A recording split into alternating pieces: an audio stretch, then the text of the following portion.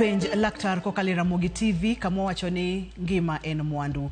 Jumani duto te wasebedoga kawanyisi gima onego beni watimo ahinya ne jogo mantiere kod ng'ol mar winjo. Dhowegi wacho kacha ni Deaf Awareness Week tiende ni wadwani oganda wa ong'e ani jogo mantiere kod ng'ol mar winjo kata pek mar winjo ngima gi nyalo dhi nyime e yo maber mokalo. Kamora mora ma intiere akaw thuolo ni mondo miya rwaki ni machiegni e chenro ni iluonga ni Ruth Otieno. Antiere kod welo mopogore studio ka abo chako kod batha kora cham tumu mogik ntiere nyadendi moro kanyo wasebedo kod studio ka obro nyisowa ni nyinge ng'a kaeto e weche mag Deaf Awareness Week obro nyisowa thor wach kata wach maduong' mawakete maino higani hik 2024 machiegni e penj laktar.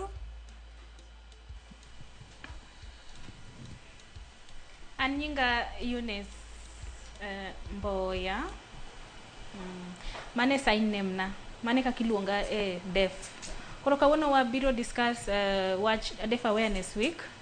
Koro the theme mar igani en sign up for the deaf rights. Sign up for the deaf rights. Gidholuo wacho kacha ni ndikri kata chungru motegno ne ratiro mag jogo mantiere kod pek kata ng'ol mar winjo. Mano ithor wacha erokamano ahinya. Kabiro e batha komachielo ni obro nyisowa nyinge kaeto gimomiyo ntiere penj laktar odiochieng' ma kawuono. Machiegni adwoka erokamano maduong' kuom rwaka ka. An gi nyinga an Habel Ouma. To nyinga mar sign language en mano. An ka achung' ne Kenya National Association for the Deaf, abiro ka kaka jakanyo kata board member. Koro chakre wuok tich nyaka kawuono nyaka giko dweni, chakre dweni ne chakre nyaka giko ne dwe mar 9 we celebrate International Deaf Awareness Week and Month. Koro thor wach kaka nyamino osewacho en mano. To an awuon adwa na wach niya, Ahmed kawacho niya, sign language or sign up for Kenya Deaf Sign Language Rights.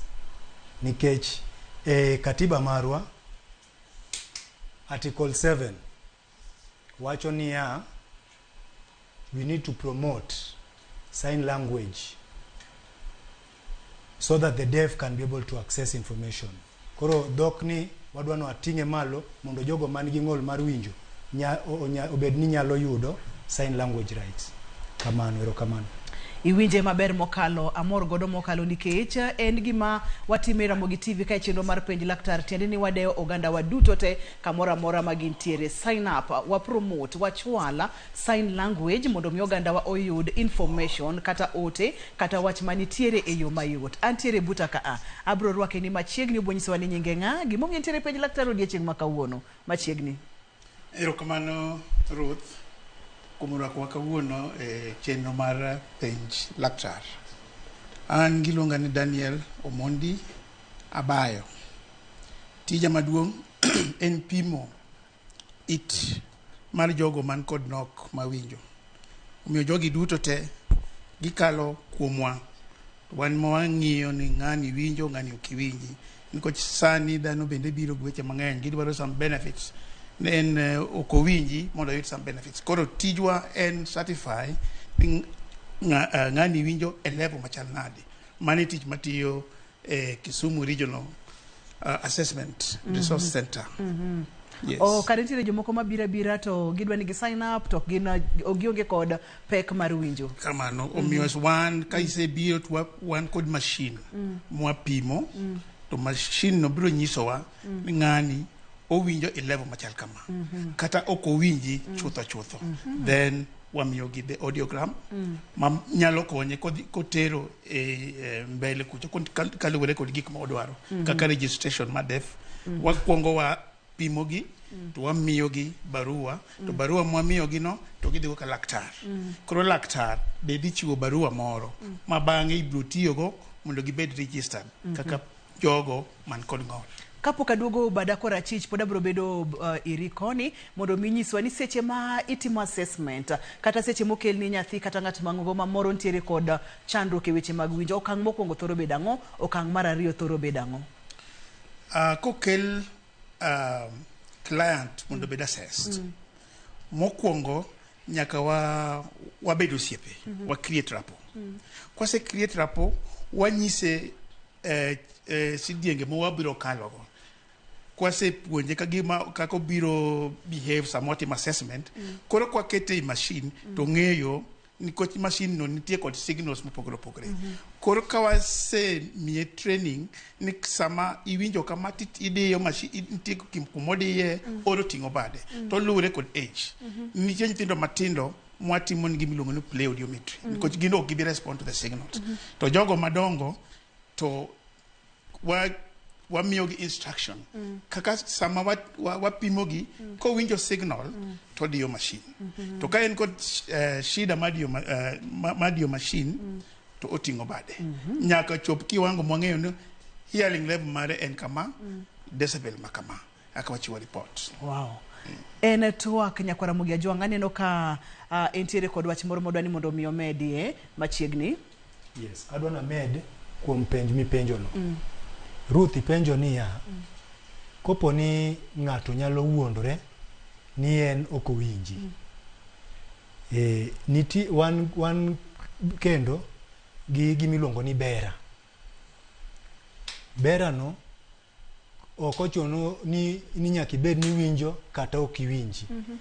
Bera no biro confirm kabe in inyalo winjo kata ok inyal winjo. Kopo ni iriambo kata iwuondori ni iwinjo, bera no biro golo adieri mar wach. Lakini ma daktari owacho ni miting'o bat malo ni eri, mano jomoko nyalo wuondore kendo ginyalo riambo moting' bade kamano to kare oriambo. To lakini kibire bera ok inyal riambo. Obiro wacha adieri maler manikare. Penj laktar kokalo Ramogi TV, kawa wacho ni ngima en mwandu. Iwinjo wechego kikiling' ka itiere kod nyathi ma samoro tiere kod chandruok kata inowuon itiere kod chandruok e weche mag winjo, wantiere kod duoko duto te e studio ka abro biro bada ka chich koni machiegni penj laktar. Kamano an nyinga iluongo ni Joy Akothodero, to an janyuol antie gi nyathi ma ok winji. Koro nyathi ma ok winji ne ok anyal ng'iyo kotin ni ok winji nikech no wang'e pi maliet. Koro kane wadhi osiptal to nwaparo ni labda wang' mowang' gocha omiyo nyathini ok winjo wach. Koro kane wach ni wawe mondo chop na 5-6 years konyalo yudo speech, koko yudo to watere test to ne watere e bera. Koro kotere e bera to kaka nyathini nokoso calcium from each, ok en wang' cha. Koro kosekoso calcium to the 3 inner bones wan go koni gi koni. Ariyo matiyo to one odong' thick membrane. To bodong' thick membrane ja ema collect words to the brain. Koro kwang'eyo ni nyathi kare en deaf mana as last year. Koro ketne machine mar winjo wach. To en challenge maduong'. Kanyocha pok odhi school mondo join the sign, to ka nyathi siki ywaka kech ok wanyal communicate. Pok na chopo kama nyalo ng'e kata sign language, en be pok no chopo age mar kori kawgi titerogi e special school. The special school ikawgi from 7 years. Koro kano chopo last year kitere special school, to ayudo ka koro at least kata koko nyalo winjo ahinya but koro oyudo knowledge. Mang'isi def gima okoso ni winjo wach en gima is very important. Maka ng'ato ok winji to onge gima ong'eyo. Koro nikech onyalo wuoyo gi jo def ka, to ambe koro at least onya ndiko na gimoro. Ambe ka wuoyo kod kano ka onyalo pay attention. Kamano kama oyudo ka jo def wadgi nitie, ok odwa wuoke. Obed def maduong' obed kendo ok ohero joma normal. Kabisa kohero. An kenda monyalo recognize ani kichan mama gi. To kata siblings ge moko. Kata obed neba kata ong'wed ng'a. Osiko ng'iyo nyithindo malit komakore. Oneno ka jogo no ka ok gichal. To kodonja kam jo def nitie. Kata obed sadi kanye dalagi. Mage osiepene. Kendo giwuoyo gi kop maber ma kata gik moko nyalo winjo. Owinjo. Kamano. Abro duogo ir nyadendi moro inyalo nyisowa ni kaka janyuol pimonwa ni nitiere ka nyathi ok bed comfortable ka nitiere ku machiegni kata siblings ge mok winji ang'o matimore kuom ngima nyathini momiyo bed uncomfortable to seche mosedhi ir jogo ma samoro nitiere kod pek mar winjo ang'o malokore ma koro duog mobed comfortable kendo nyalo miye thuolo mondo mi opuonjre kata ndiko mondo mi communicate nikech ne wasebedo kodi e chenro inyalo paro isesomo gini kuom thuolo malach isetiyo kuonde mopogore opogore emomiyo akwayo ni mondo mi duokwa penjoni. Gima wacho no tadieri to ka nyathi nigi ok winj wach to bro feel ni en lonely obedo kende nikech odwa ni owuo gi nyithindo wetene to koro mano bedo gi shida nikech wuoyo no tek. Koro ka wanyalo loso yo wanyalo wuoyo kode mangiso ni nyaka wang'e wuoyo gi sign language ni. Koro sign language no miyo o feel ni en a member of the society. Koro again family ne te nyaka ng'e wuoyo kode nikech mane shida. Kapo ni ging'eyo sign language gite kendo wuoyo bedo maber. Koro seche moko be family members gi kia sign language koro seche modhi gi odhi otugo gi nyithindo wekege owuoyo maber lakini koduoge ot kendo koro kuya nikech koro onge ng'ama nyalo wuoyo kode maber. Koro anyalo advice mana jonyuol kendo family members mondo gi make sure ni nyithindo jok modak e family at least ong'e wuoyo gi nyithindo gi learn sign language mondo ging'e kaka gi wuoyo gi nyithindo mondo nyithindo feel incorporated the family. Koro nyathino bro feel ni onyalo koro wuoyo gi ji maber kendo bro emotions ge bro bedo makare. Koro that is the only problem kapo ni gikia loso kode.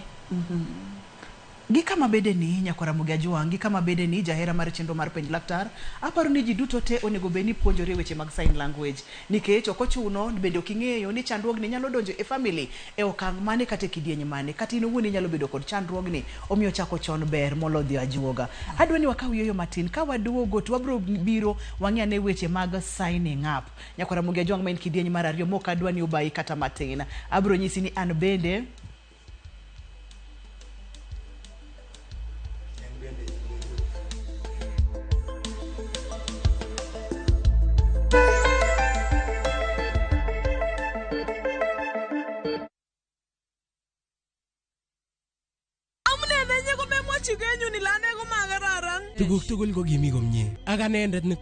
Is Kalenjin your language of the heart?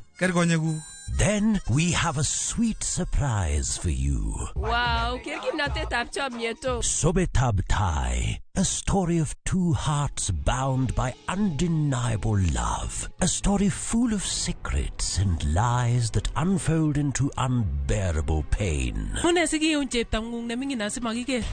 chininye, mama charusin, ako mama chaga ingwangine. How far will you stretch for the one you secretly love? Watch this heart-throbbing story, Sobetab Thai, only on Viusasa.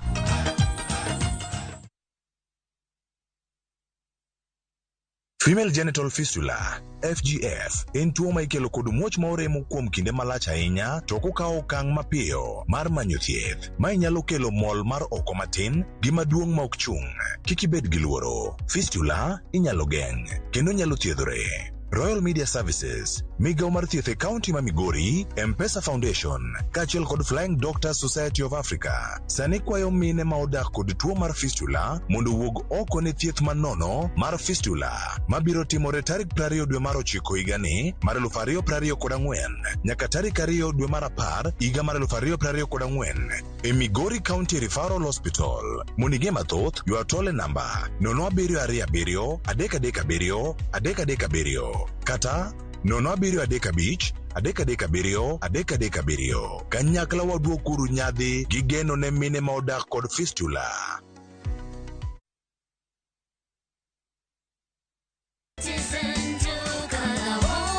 Kabla ya kupaka kupaka nyumba rangi, lazima ufanye preparations Ndio maana Citizen Duka na Mudhukinjo Paints wanakuletea package ya offer za ajabu kwa materials za mjengo. Unapata filler za JK 25 kgs 5 pieces, Duracoat Superfast 20 liters mkebe moja, scraper ya 4 inch piece moja na karatasi ya mchanga ya 10 feet P120. Zote hizi kwa bei special ya 9,500 on Citizen Duka. Na just imagine, una save 1,300. Hii ni deal moto na haitalast. Piga star 487 star 5 hash saa hii. Lipa na utapokea SMS ya confirmation. Alafu uende kwa counter ya Citizen Duka kwenye duka ya Mudhukinjo kuchukua materials zako. Unangoja nini? Save chapa kwa mjengo yako na Citizen Duka. Citizen Duka, the home of discounts. Citizen Duka, the home of discounts.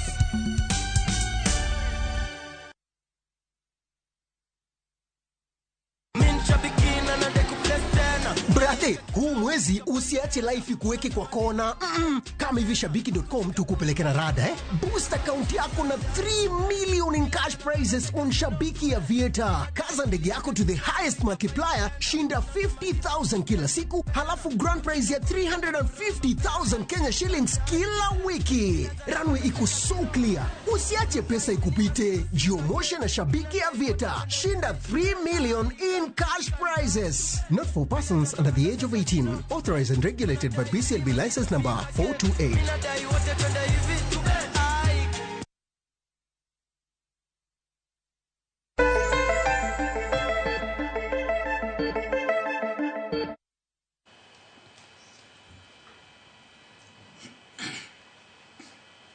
Mano awacho ni machiegni kendo kidieny mar ariyo chenro mar penj laktar mana kaka ne wasingore wabro ng'e ane weche mag ting'o wach mar wuoyo gi sign language malo kaka oganda onego beni puonjore kendo ng'eyo kaka ginyalo tudore kod jogo mantiere kod peke weche mag winjo. Ma en gima ji duto te onego beni timo chakre jonyuol e sikunde kuonde mopogore opogore. Emomiyo adhi miye thuolo makende mondo miyo nyiswa weche mag signing up ni en gimitimo nang'o titime kanye okawo kange mage mondo miyo time e yo makare machiegni kendo. Kamano kendo Ruth kuom thuoloni. Koro mane thor wach momiyo wan kaka uono. Wadwa niya ji te ong'e, wadwa timo awareness creation mondo ji duto te obed ni nyalo puonjore dhok mar sign language mondo wagol ohinga mag loso. We break the communication barriers. Nikech kopo ni Ruth sanie ionge jaloko, ere kaka inyalo wuoyo kodwa wa jok matiyo gi lwedo e loso. Omiyo sani eri ohinga mar loso osegoloko. Nikech ang'o? An kaka Wilson Ochuka kanyakla gi Belinda wan ka. Koro wagolo ohinga mar loso no. Tiende niya waloso mayom. We have smooth communication. Tiende ni kopo ni wan wonge ka, then there will be communication barrier. Koro sanie wakedo mondo mi ji duto te onyal puonjore dhok nie mar sign language. Mondo mi kopo ni di office mora mora mar sirkal, kata kopo ni di manyo tich, kata kopo ni di hospital, kamora mora minyalo dhie ma en public place, inyalo tiyo gi dhok ni kendo ng'at mora mora modak gi ng'ol ma ok nyal winjo kata wuoyo nyalo yudo information. Kata wach ni for example ka rais kata jatend piny dwaro wuoyo gi ji, tineno kodwa wuoyo gi ji to jaloko onge kacha, tiende niya jogo ma ok nyal winjo koso yudo gima jatend piny wacho kanyo. Mane momiyo wadwaro ni mondo wachak tiyo gi lwedo kata wapuonjre loso gi lwedo. Sign language rights for all, so that ji duto onyal wuoyo gi dhok moloso godo ni. Ineno ka Ruth sanie osetemo loso matin. Ang'o mamoni in kaka janeno in bitem. Ineno ka Ruth timo kamano to jogo ma nigi ng'ol mar winjo kata wuoyo omor. koro gibeda beda ni gilingthi gin bende giwacho ni ok giwach ni ati joka giwawe to wanonge gimwa yudo kanyo. Mane momiyo wadwaro ni mondo Ramogi TV saa mora mora ma news timore kata weche manyien timore nyaka jaloko bedie, kata kanyalore wabed gi gimiluongo gi dhongere ni caption kata andika maringo piny kacha mondo mi jogo ma joluo ma ok nyal winjo kata wuoyo be onyal yudo full information. Erokamano. Antiere gimoro ma ang' nadwar mondo mi mednwa matin ni sign up ni itime kanye, itime nang'o okang' mitime godo. Kata kamano neno ka ntiere kod wach moro ma diher mondo mi medi koka duogiri. Erokamano Ruth. Ka awayo lony mara mapimo it, asebedo kapuonjo jogo man kod nok mawinjo kuom higni mang'eny. Sani wan kod Kisungu kaka official language. Then wan kod Kiswahili kaka national language. Ichikwa masani, sign language sani koro is the third language. Any chik. Koro chuno ne wan kaka jo Kenya nyaka wasom sign language. Ang'o miyo okete chik? Okete chik nikech jok mawinjo man kod nok mawinjo nyaka bed included in our society. Mondo gima matimore kana nyaka gibed kod that information. Emomiyo sign language sani okena ena sign language kaka ncha wakawe chon. And one of the language, the third language actually a chik ma wantiere go sani. Koro miyo jonyuol jitema mani pinywa kasani ber ka gin kod sign language basic skills makiromo kod ng'ano ma ok winji malong'o tinyalo wuoyo kode maber. Mane gima timore sani e current gine constitution marwa. Donge Ramogi TV timo gik mabeyo jowadu ma en penj laktar didhi yudo weche gi kanye ka ok mana ka bang' thuolo machuok mokalo wabro ng'iyo kaka inyalo wacho gik moko mapile kod sign language, gik mapile to kapok achopo kanyo in kaka janyuol mori nyalo nyisa ni isepuonjori yango e sign language ka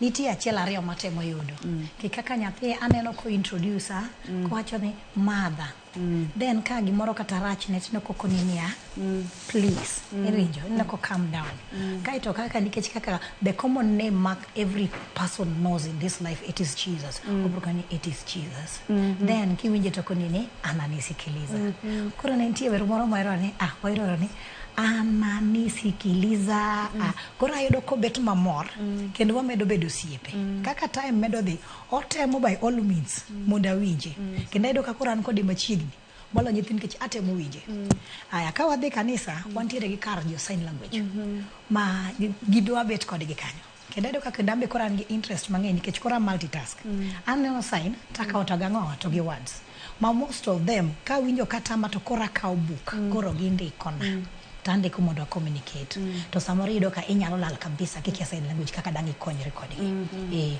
moko koro end up mi malet kicho yani otim namo koro ka yudo kendo ng'at machielo ma wacho kendo sign language no kendo koro lokona awinjo ka koro yot ma jomoko penjo ni are you really the mother no what is it erokamano ahinya abudugo iri signing up itime kanye okang step by step nikech adwani mondo mikwati ko chenro ni to ganda ong'eyo ni ji duto te onego beni sign up, onego beni wating'o sign language malo, onego beni wapuonjore sign language, wadwa break communication barriers mondo wayud kaka wanyalo konyore e dhok mar adek ma piny Kenya koro keto kaka chik ni en sign language kanye kama wantiere.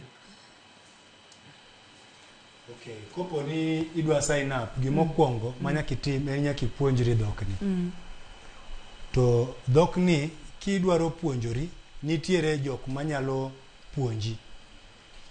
Kidhi kamoro ni KISE, Kenya Institute of Special Education,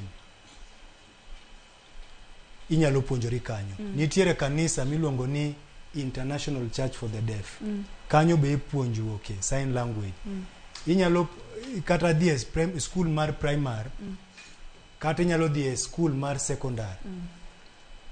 Kuom ranyisi wan gi school miluongo ni Kuja Primary School for the Deaf kata Kuja Secondary School for the Deaf. Kanyo ero ema ipuonje dhok mar sign language ma ji tiyo gi lwedo e loso.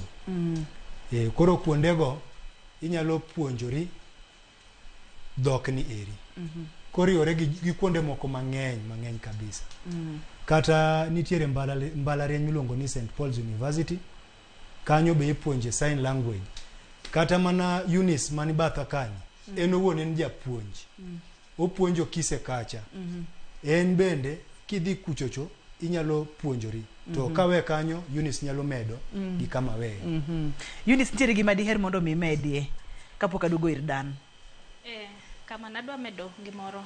Aparo ni gima dwa medo ni en mana puonjruok wuoyo gi jok manigi gi challenge mar winjo. Koro gin gi sign language services in National Councils for Persons with Disability. Mangiso ni my organization matiyo gi joma nigi ng'ol. Koro iga ka iga gin ga gi services, gimiyo ji services. Koro gimiyo opportunity mar biro gi support ji biro kise mondo gipuonjre wuoyo gi joma nigi ng'ol mar winjo. Koro again kuonde churches mopogore opogore nitiere jok ma deaf, to gin gi programs mag puonjo ji mondo ging'e sign language. Gichako gi basics, kasto giidho matin kaka ipuonjo gi kaka unyalo kiromo gi deaf tuwuoyo nang'o. Koro gilan mos. Kendo kidwa bedo interpreter nyaka idhi school kendo ibed a professional. Idhi institution ma bibedo professional mondo bed ni keponi iwuoyo gi ng'ama deaf to ginyalo winjo maber. So mano en yo makare mondo mi ji ong'e sign language, mondo kendo ubed gi interaction maber, inyalo wuoyo maber. Koro an pod anyalo mana nyiso ji mondo opuonjre sign language, please. En gima yot, okotek ahinya. En gima yot, okotek ahinya. Penj laktar kokalo Ramogi TV gima en mwandu. Wachung' kanyakla kendo wawuotho mondo mi wa break communication barrier. Wadwa ni ji duto te kamora mora ma intiere mondo mi sign up, mondo mi wapuonjre dhok ni. Kuja nitiere gwenge mag Migori, omiyo ka nitiere Migori kod alwora mare tinyalo dhi kuja mondo mi puonjri, kata kise kuma Eunice gini nitiere mondo mi ipuonjri wechego. To bende nyalo tema kama intiere. Ka waduogo to wapuonjore achiel ariyo adek. Kidieny mar adek wabo yaw mondo mi penjo duto te, to bende wadhi puonjre omiyo kik isudi.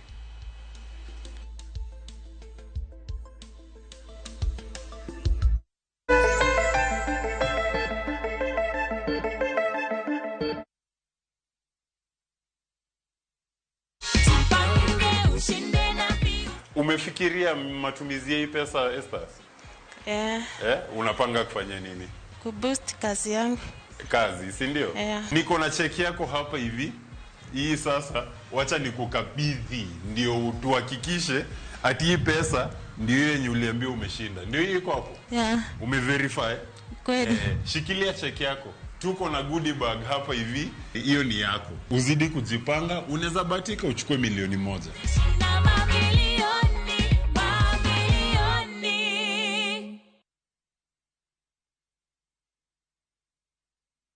The festive season is more than a holiday. It's a time for family, joy, laughter, and creating memories that last a lifetime. What are your plans for this festive season? Whether you're dreaming of spending your holiday on white sandy beaches, on safari in the wild, or escaping to international destinations, View Travel has the perfect festive holiday planned for you. With our Lipa Pole Pole payment option, book your dream festive holiday now and pay in flexible installments.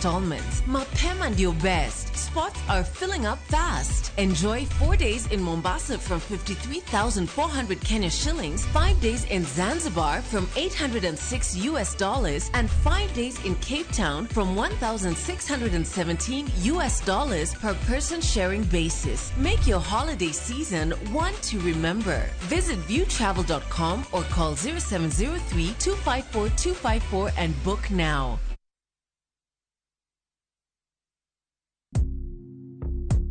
Shabiki na de couple My name is Sebastian Mutuku Wambua from Machakos. I am a retired systems analyst. I'm into 6 months playing, and I was not even expecting to see anything until when I saw that text message, and I couldn't believe it. I got 12 predictions out of 15 on the jackpot. And the first person I told was my wife. This is good money. I think it will go far to help myself and a few other people that may be in need. I want to encourage other people. Please go ahead and try your luck. It's always good to try, just like I did. Looking at my win here, Shabiki Minnesota. Thank you, Shabiki. Shabiki Super Jackpot. Ni time yako. Not for persons under the age of 18. Authorized and regulated by BCLPA 671.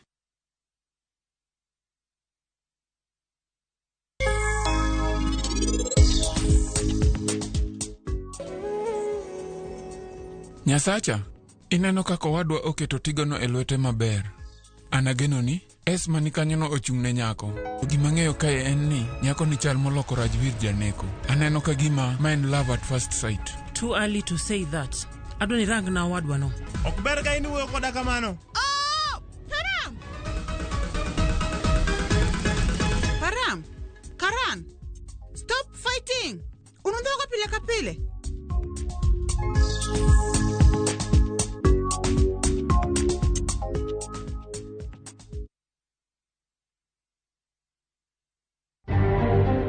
Hillside and Arusha Academy fraternity finds it hard to believe that you are no longer with us. Ne en lit kod kuya lamo mar apar mar ringre jopuonjre manyocho tho e masira mar mach e skund Endarasha Academy Nyeri. That high-level prosecutions will ensue any time from now, including political leaders who financed, and we have evidence they financed people. Migao mari takithure Kindiki wacho ni obila ne otiyo maber e rakruok gi jong'anyo mag Gen Z mawacho ni ne nigi paro mar loko sirikal. Jopuonj kod jotije mbalariany ochungo ng'anyo bang' keto winjruok gi piny owacho. Oseng'ade matindo dong' mana puothe kendo le okinya yudo e forest. Chenro maduoko ngadho mar bungu ma Kodera ochakore ka riwruoge moko mag piny owacho kawo ting' mar pith mar yien.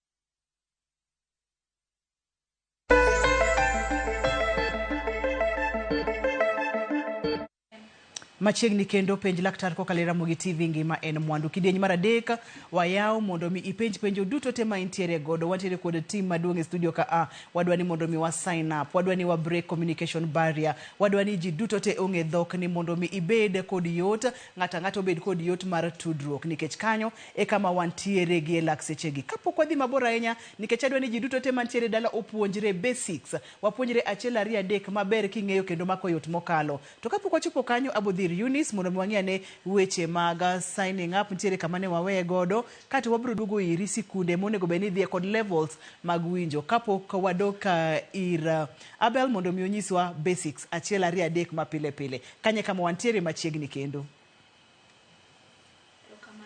Kamano kendo. Ang'eyo ji mang'eny manigi ng'ol, to ang'eyo jonyuol mang'eny manigi nyithindo ma deaf. Kora nitie joma bende nyalo dongo to ewi dongo kanyo to ng'ato bedo gi ng'ol mar winjo.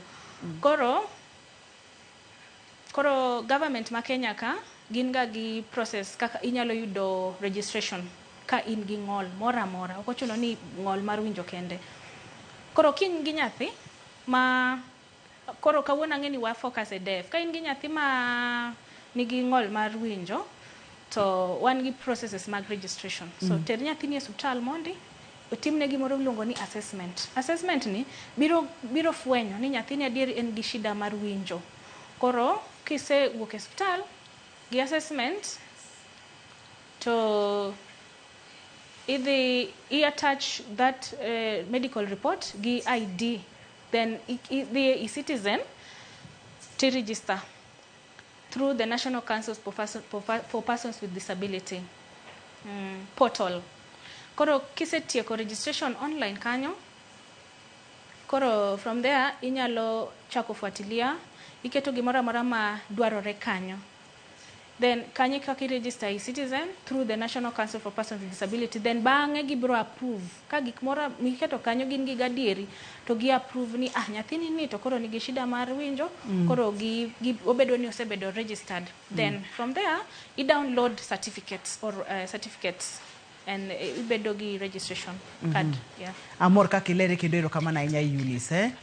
Okang' mar assessment kae to tok mano skunde ma samoro ji nyalo puonjore wechegi, kae to bende daher mondo mi anyisi jahera mar chenro ni warwaki penj duto te ma diher ma mondo mi penji kawuono wadhi duokogi. Ka nitiere kamoro mok iwinjo weche mag signing up, ibro duoke e yo makare. Sikunde kama ji nyalo puonjore ibro duoke e yo makare. Kanisni ibro yudo ka e yo makare, nikech ka awawacho ni ngima en mwandu. Dan kanye ma wantiere?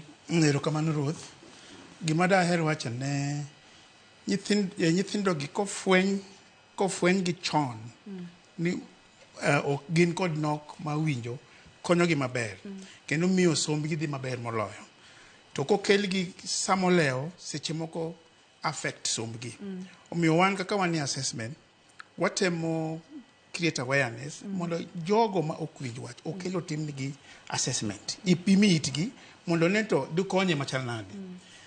One go 4 levels of hearing loss. One called mild, one called mild hearing loss, one called moderate hearing loss, one called severe, to one called profound hearing loss. Kaka koro wuoyo kodini from 0 to 25. Mano mna kaka wuoyo kendi winjo maber. Ma ukipenyi ni nuona kumiwacho no. To kaka koro isekalo 25 decibels, kachakre 26 to 40. Mano koro in mild. Ngama mild ni podi nyalo konyo. Niko kwa se certified ni en called mild hearing loss. Kachakre 26 to 40 decibels. Decibels en rapim mar jogo mokwinj. Yes. Koro nitie gi winjo wach minyalo migi.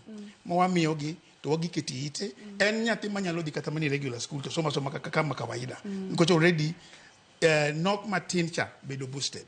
Moderate hearing loss bende inyalo kony. Ginto gichakre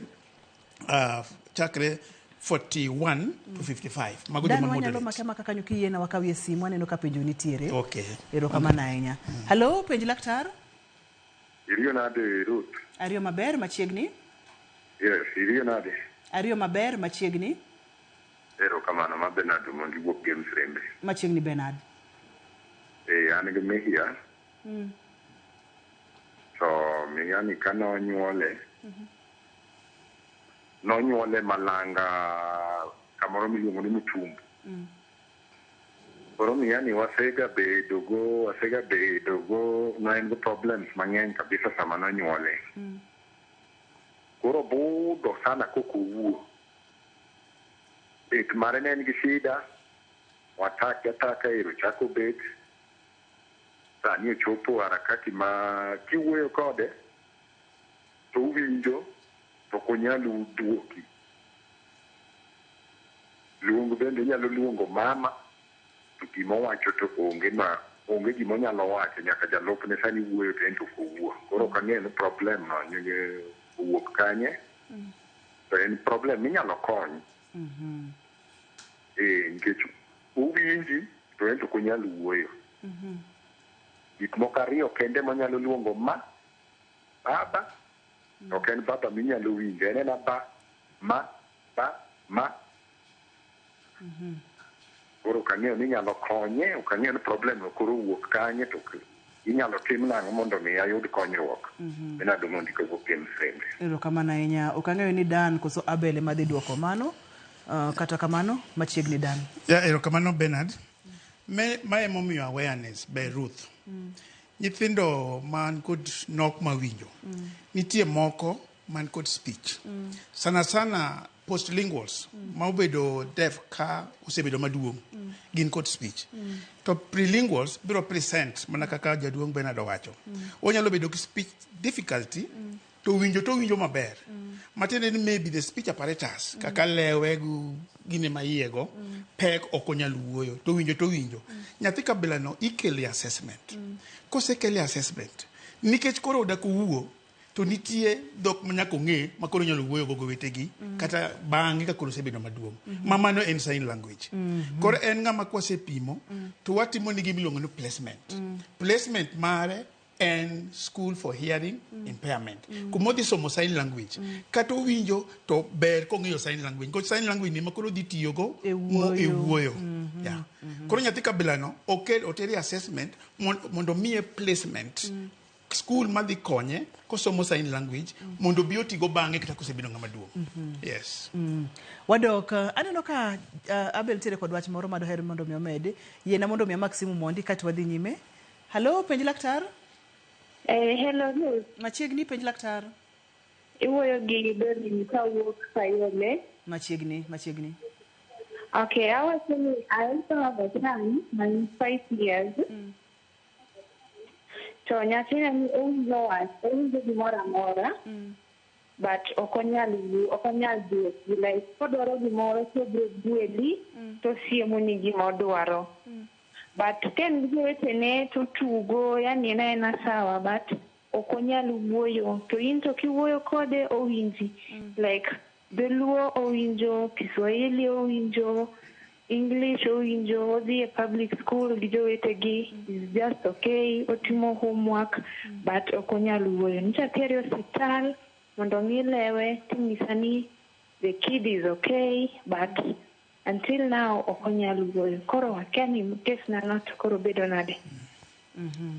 Ok ang'eyo ka winje maber to kes nodwa chalo gi mar penjo mopenjo no chalo gi penjo mokwongo. Gima wanyalo wacho nikod nitie nyithindo moko man kod speech difficulty to kopuonjgi mos to bang'e gielewa matin. Wan kod speech therapist maka speech organs ge ok okethre mang'eny to nyalo puonje butaye bong'e wacho weche moko matin. To ka obedo matek nyathini ok biga siemo gik moko pile kata owinj Kisungu kata owinj Dholuo kata owinj Kiswahili ok obiga mana siemo gik moko nyaka miye dhok mobiro tiyogo kobedo maduong'. Mamiyo pod atemo nyiso jonyuol ni nyathi machal kamano ka obedo train mondo wuoto bedo matek, finally otere i school for the deaf children. Nikech i school kanyo idhi miye dhok modhi wuoyogo ma en sign language ma biro konye higni mang'eny. Obiro wuoyo gi obiro timo gik mang'eny kod sign language. Kowuoyo gi ji mondo omiye konyruok kata bende onyalo yudo tich mana through sign language. Nikech gimiwacho en adier ok obisiko kosiemo gik moko, odwa describe gimoro ok onyal describe, koro nyaka miye dhok ma onyalo wacho ma en sign language. Aneno ka sa oringo matek mokalo nyakwara Mogi Ajwang', kata kamano yiena mondo mi wapuonjre basics achiel ariyo adek maber ka watieko chenro ni ting'eyo. Kaito ka pok watieko wabiro wacho kacha ni inyalo sign up kanye. Adwa ni mondo mi oganda sign up, jonyuol, jotich mag kanisa, josikunde mondo mi sign up mondo mi wa break communication barrier. Number 1 abro dogo iri mondo mi ine mi puonjwa basics kaka inyalo wacho ni an ibro nyiso kaka wanyalo wacho ni macha achiel ariyo adek. Koro abro wacho tinyisowa e screen mondo mi oganda wa ong'e sign language. Penj laktar kokalo Ramogi TV, ngima en mwandu. Wachako achiel kachiel. Adwa wacho kacha ni an. Wachak kanyo an. An, in, one. An, in, one. Ageno ni mani puonjo ni nyakwara Mogi Ajwang'. Machielo kendo madiher mondo mi ipuonjwa kapod wayudo chat en ang'o?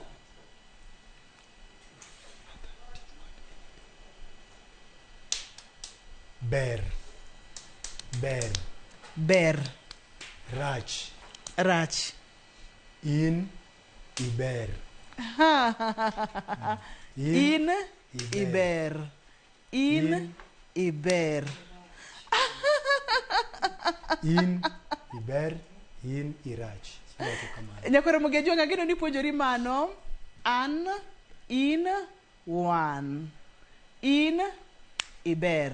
Kata in, irach. Kamano e kaka watime, mano en achiel ariyo adek mane wapuonjore godo weche mag sign language. Wantiere kod chat, Kenya National Association of the Deaf. Wadwa ni mondo mwang'e ni kaka onego beni itimo ka en Kenya wabotime kaka jo CBC wache sani cause kaka ne wache chon ABCD kata kamano in ma wantiere kodi kendo wan gi chat ka wadhi nyime. Koro adwa ni itim lweti kaka inena keto lweta ni ketane lweti kaka inena keto mara ni. Koro kija ndiko gi lwedo mar korka chich mane miketogo kija cham mano be mitiyogo. Tiende ni your active hand mitiyogo, you will be your active hand. Koro tangane lweti kama. Koro tiende ni ng'ato nyalo neno lweti gi koni gi mbele ka Nyasaye kaka nochwe ni mondo ka is a bit lighter than the back of the hand. Koro tiende ni kisekete gi mbele ka koro iketo iwacho kama iketo lweti kamano. Kaka wanene chat nyakora moga jwang. Kaito idhi ba. C. D idhi kamano. E ndiko kamano. F. G. H. I. J. K. L. M. N. O. P. Q. R. S. T. U. V. W. X. Y. Togi Z. Hapa ni kaka wane studio kai wapamne otimore maber mokalo ne inja hera mar chenro ni ageno ni puonjori 1 2 3 kapo nono ni dwa sign up wabro nuoyo kaka onego beni sign up ibro nyiso kaka onego beni sign up kanye kai to seche bidwa itim assessment kanye ma watiek godo I county ka county ginus dakika kiyena I county ka county one call assessment centers. Nyathi mi suspect no okwinj wach maber tere assessment center. Kise tere assessment center gibiro fwenyo nyathi no okwinj elewo machal kama. Bange to gibiro timo ne placement. Placement kosetim ne tibro mi barua titero nyathi no e school ma jogo ma okwinj malongo. To skunde go sani one call gi mang'eny. Nairobi kae ni one called Aga Khan unit, one called Race Course unit, one called Treeside secondary school for the deaf. Just for an example, jogo mantie Nairobi. To kibi kwende kaka koro Kisumu wa kocha to skunde go ng'eny. Placement watimo kaka inyalo tere kuja primary, inyalo tere Nyangoma primary school, inyalo tere senior chief Onunga, inyalo tere Maseno, inyalo tere Nyangweso, mago primary schools. One called secondary schools, one called Kuja, one called Father Odra. Western bende one called skunde mang'eny, one called Mumia school for the deaf, one called St. Bridget, one called Lupe. Omiyo skunde go county ka county ginte mang'eny mako gisebedo nyathi osebedo assessed to bedo placed. To ber mondo nyithindo gi ofweny gi kapod gitindo. Because some ofwenya ka en nyathi matin ubro tere school chon to bro chako somo sign language mapiyo kaka podotin koro bro konye kubedo kama duong. Thuolo emomaya wanga tabro kwayo producer na kachiel ko director na ni chenro aina ni wabed godo kadichiel kata idwe nikech nyaka wabre communication barrier nyaka wapuonjre weche makamagi nyaka wang'e gigi chieng' moro wabro biro to watimo chenro duto te gi sign language. Aneno ka wantiere kod gimoro ka Amadi her mondo miwach kapok watieko chenro nus dakika. Adwana akelo buge kanyakla kod kalenda. Adwani mondo imi jogo duto ma inyalo bedo machiegni kodi mondo opuonjre dhok ni eri. Kamano. Adwoko erokamano makende appreciate kendo seche makao gino nyakora Mugia Jwanga konya pamo kwa duoko ne Nyasaye erokamano kuom thuolo mar yudo gik mabeyo aina gi mondo mi wapuonjre godo. Penj laktar ko kalera Mugi TV ngima en mwandu. Adwoko ne wenda duto tema ne studio erokamano. Chakre kachich nyaka kachamo kanyal duoko ne erokamano moromo. Kata kamano kowuok e chunya maiye adwoko erokamano makende. Wa med dhi nyime wa med break communication barriers mondo mi wayud konyruok. Ne director na erokamano nya Philip Ochieng Wood Migori, ne producer na Perpetual Koth ipango chenro makare adwoko erokamano makende, ne Belinda kachiel kod Wilson erokamano mang'eny. Ne jogo picha mawa kaka nyalo duoko erokamano de tama to ne inja hera mar chenro ni wa sign up wa yud kaka wanyalo break communication barrier wa puonjre sign language.